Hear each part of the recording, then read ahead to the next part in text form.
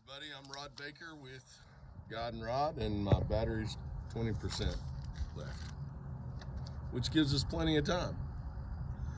I want to talk to you about cowardness. Okay, cowardness, and of course, it's a prime example of fear. Probably one of the biggest examples that we know of. And there was a time several different moments in time that to be cowardice, to be a coward, you weren't worth nothing. Your life mattered not. You refused to stand up and be counted. You refused to overcome fear. You were a coward. And so one of the things with some of my writings, one of the things that I wanted to read to you was something that was expounded on by Nietzsche. If you don't know who he is, Google him. And later on, it was further expounded on by a fella named Hesse, and who wrote some really good writings. Hermann Hesse was his name, and he wrote some really good writings. And one of the things that I have access to is great mentorship, especially in things that are spiritual.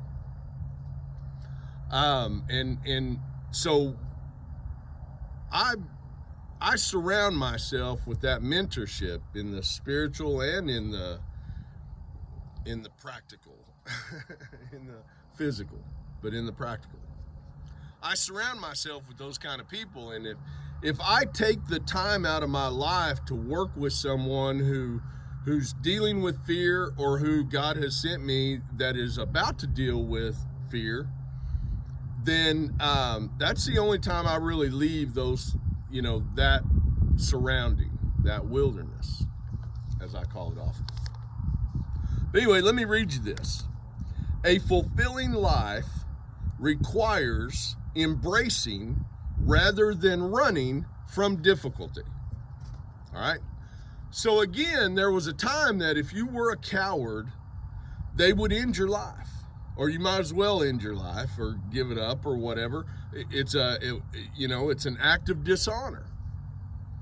And so if you're not willing to face and run to your difficulties and take care of your difficulties, if you're not willing to do that, if you're not willing to be honorable, if you're not willing to be a stand-up person, then your life will never be fulfilled.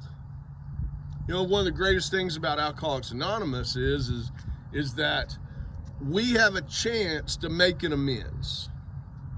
We have that opportunity, and it is contingent on our sobriety. It is contingent on our way of life.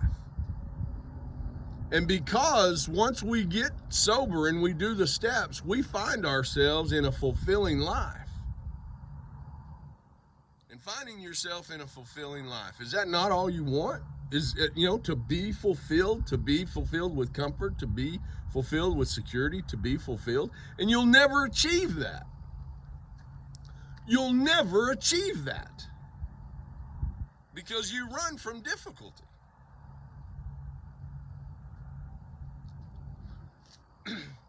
And it's only as scary as you think it is. One of the things that Steve Hall was adamant with me about early on in sobriety is, what's the worst thing that can happen? And so I began to play out what the very worst thing that could happen was either dying or go to jail.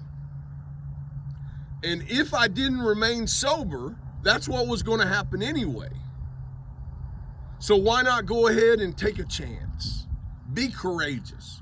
Stand on a porch of somebody that you've done wrong, knocking on that door, waiting for them to open the door with either a pistol or a hug.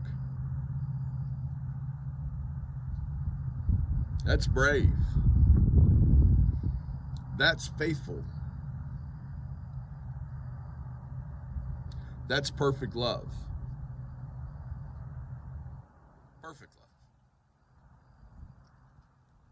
So in those situations that you find yourself being cowardly about, and you know who you are, you know what you've done, you know if you've been a coward or not, In those situations that you've been cowardly, face them. Stop running from them with drugs or alcohol or sex or gambling or whatever it is that you're delaying the inevitable.